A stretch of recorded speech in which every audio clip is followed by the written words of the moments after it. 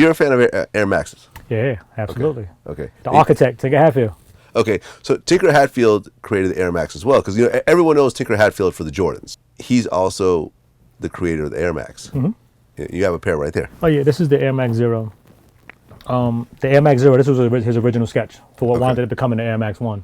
Okay. And this was the original sketch. And Air Max Day was recently 3/26 was Air Max Day, and it's funny because Nike reached out to me. Like again, this love hate that I have with Nike. They reached out to me and they needed to borrow some shoes. Now I've lent Nike shoes in the past. You go back to WBF last August, at Success, the Air Force One display in Chicago. That was my display. A couple of shoes that were on display for All-Star Weekend were mine. When they do the 21 Mercer thing and they had all the Air Forces and 21 Mercer in that glass case, those were all mine. So it's a business for me. I charge to borrow shoes. Why does Nike ask you for the displays when they have a vault with all this stuff? Because it's a lot easier to sit there. When you have budgets and you're a zillion-dollar brand like Nike, it's much easier to just sit there and have me bring out shoes to an event instead of going to look through my archives. Okay. Again, you're talking about zillions of shoes, 10s and 20s and 30s and 50s and thousands, hundreds of thousands of shoes. You got to go look for them in archive. It's like watching all episode of Law and Order, and they got to go back into the damn crime room and find one little file. Right. So that's basically what it is. So Okay. when you have budgets in marketing companies, and you already pay marketing companies, and they have X amount of budgets. See, I know how the game goes. I have a marketing company. With Mayor Consultants, I have stadium status as well. So I know what it is when they give you budgets. So it's already allocated into the budget. So why not just pay me to borrow the shoes? Okay. So instead of going in the archive, they pay me a fee. I go the extra mile though. I give them what they ask for. Then I'm like, hey, what about these? Because some of the shoes on the list that they borrowed for the Air Max Day wasn't on the list. So I'm like, hey, how about that hybrid? How about that clot? That clot Air Max One. Do you need that? So they're like, okay, all right, send them all. So I send like 18 pair out. I charge them whatever they want. So normally I just ship them with a whole lot of insurance on them. Right. And ship them back, on Nike's dime actually, obviously. But this time they ask for pairs. So I'm like, well, I'm not going nowhere without my pairs. Nobody's going to steal one shoe. Somebody will steal pairs. Right. Now, not saying Nike's going to steal shoes, but when you hire marketing agencies and they hire outside entities, and you know how it goes. If you're based out of New York and you go to Chicago, you go to LA, you hire a team in LA. You don't bring your usual staff out there. Yeah. You outsource the work. So I don't trust nobody. Yeah. Well, I mean, Just Blaze did an interview with us, and he was saying how this one time at the airport, a whole bunch of his shoes got stolen. Here's the crazy thing: is I had 2 pairs of Parastones. And I forget which pair I talked about on Vlad. One pair got stolen by my old doorman.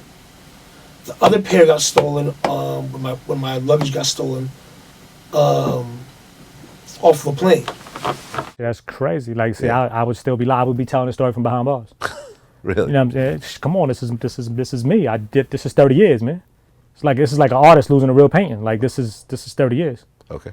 You know what I'm saying? So they borrow shoes. And, so I'm like, yo, individual shoes I have no problem with. So they outsource the work. So I'm real funny with pairs. So I was like, yo, check this out. So I hit him back. I was like, hey, I got your shoes. I boxed them up. I was like, here comes the bad part. They're not going out without me. So I put them into my big Toomey luggage because they hold like 25 shoes. And I'm like, yo, so I guess, in a friendly, laughing manner, I'm like, hey, I guess 2 first-class tickets in Beverly Hills Hotels coming up with this, huh? And they respond back, yeah. First class to LA, Beverly Hills Hotel. Yep. You get a check. Why not take it, right? Why not? You're on the influential list already, so you get to see the Nike shoe box early, and they give you shoes. They gave me an Air Max Zero, which is dope. I love the shoe. And to top it all off, Tinker Hatfield, aka the architect, he's sitting there talking about the shoes and talking about the history of the Air Max, and I was able to talk to him for a few minutes and like, hey, these are my shoes on display. He was like, wow, thank you for being an Air Max fanatic. Boom, boom, boom. I told him, I was like, you're my number 2. Bruce Kilgore is my hero. Bruce Kilgore designed the Air Force, so Bruce Kilgore is my hero. But you were close number 2, and he found that funny. And Bruce Kilgore is? Bruce Kilgore is the guy that designed the Air Force One. Air Force One. Okay. Who also did the Jordan 2. He's part of it's like 3 people that want a Jordan 2. He was also on the Jordan 2 as well. Okay. A lot of people don't know that. So Bruce Kilgore is my hero because of the Air Force One. I told him he was a close second. He found that real amused, and I was like, hey, listen, I know you're a busy man. I know you're on a schedule, but if you can sign my zeros for me, you'd be doing me a big favor. I didn't have the zeros in my hand yet because they were gifting them to you as you walk out of the thing. So as he's talking to me, I'm like, can you hold on for a second? You just hold that thought. And I literally walked out the bubble, Walked over to the marketing chick and I'm like, yo, hey, can I get my pair now? Tinker said he's gonna sign them. Now, I never do this. I've been around LeBron. I've been around everybody. I never do this autograph shit. But for some reason, I'm like, you know what? The hell with it. So I asked her to give me my shoes, and I ran back into the bubble. And I was like, hey, can you sign these? And he was like, you got a marker? I'm like, oh, shit. Hold the thought again. So I run back out, and I asked the girl. I was like, I think her name was Elise. I was like, Elise, you got a marker? She's like, here, Mayor. She gave me the marker. I ran back in. So he personalized them to Mayor. Nah, they're going on my feet. Yeah, I remember these came out. They're pretty hot. I just like the fact that they were able to take the old original drawings from back then and bring it to life with a this day and age twist. So Why do you think that Tinker Hatfield's designs were so different than everybody else's when it comes to Jordans?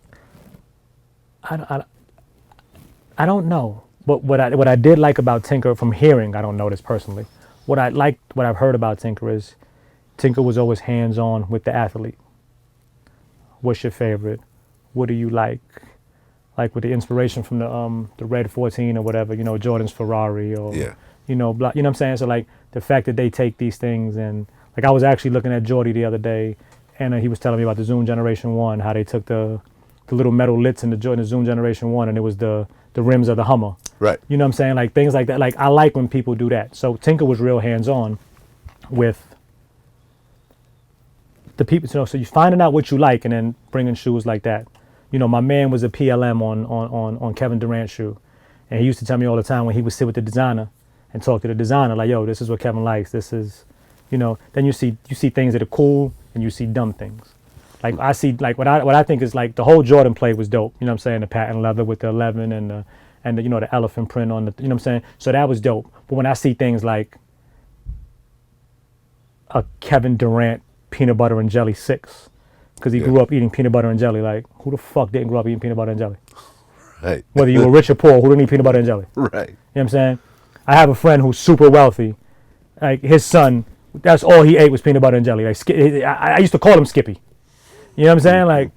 Like that's dumb. Like, that's dumb. But when you get into, like, real plays of what kids like or what they were fans of growing up and so on and so forth, or stuff based on what they have now, like LeBron with the Hummer when he came out of high school and bought the Hummer and Jordan with the Ferrari and so on and so. Like, that's dope.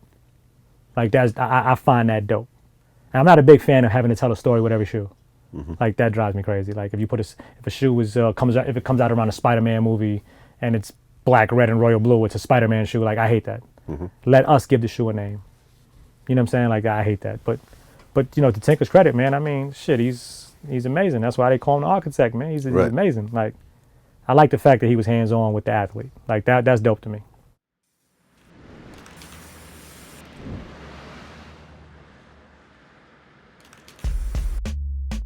I mean, I think it depends what you're comparing these to. I mean, if you're comparing them to Jordans, nothing's gonna ever top Jordan. And it's still, right now to this day, nothing puts motherfuckers in the frenzy like a pair of J's. Right now to this day. What do you think is the most valuable pair of shoes in your collection? To me personally, or valuable? No, on the market. 25,000 right there. 25,000. And look where I have it, just laying there. And I wear this shit all the time. See that? 25,000, you take that, you do that to that. It means nothing as a goddamn shoe.